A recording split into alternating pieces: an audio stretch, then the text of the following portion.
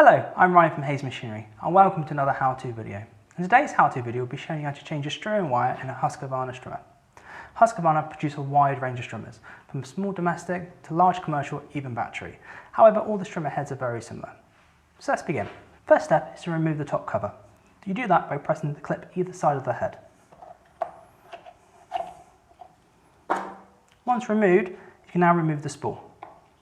The spool has arrows on the very base of the spool that says the wind direction. We'll refer to that later.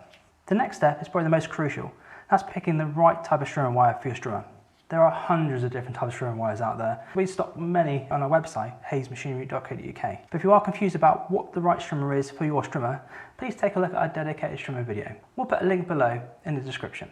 So this head from the strimmer, for example, is a T35. So I know it takes approximately 5 meters of cord, 2.4 meter thickness. So that's what I've selected for this strimmer. Next step is to find the center. So the easiest way to do that, get either end of the strimmer wire, put them together,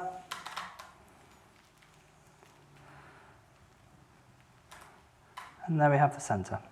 So once you've found the center of the strimmer, there's a center notch on your strimmer spool.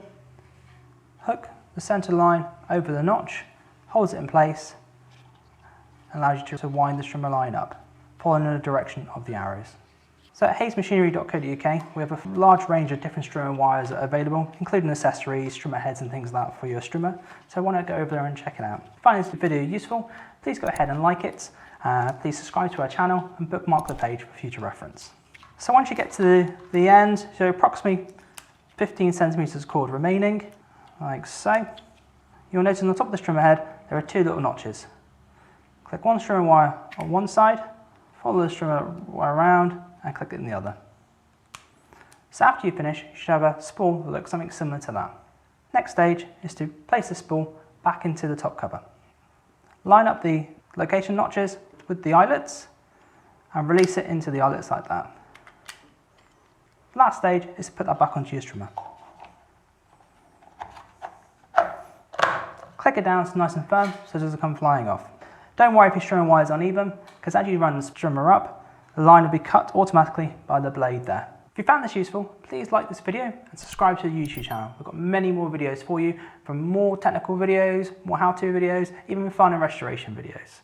If you want more information on any strimmer line or any products you see here, by all means visit our website www.haysmachinery.co.uk. To keep you up to date with what we're doing at Hayes Machinery, please take a look at our Facebook page and like that, and follow us on Instagram.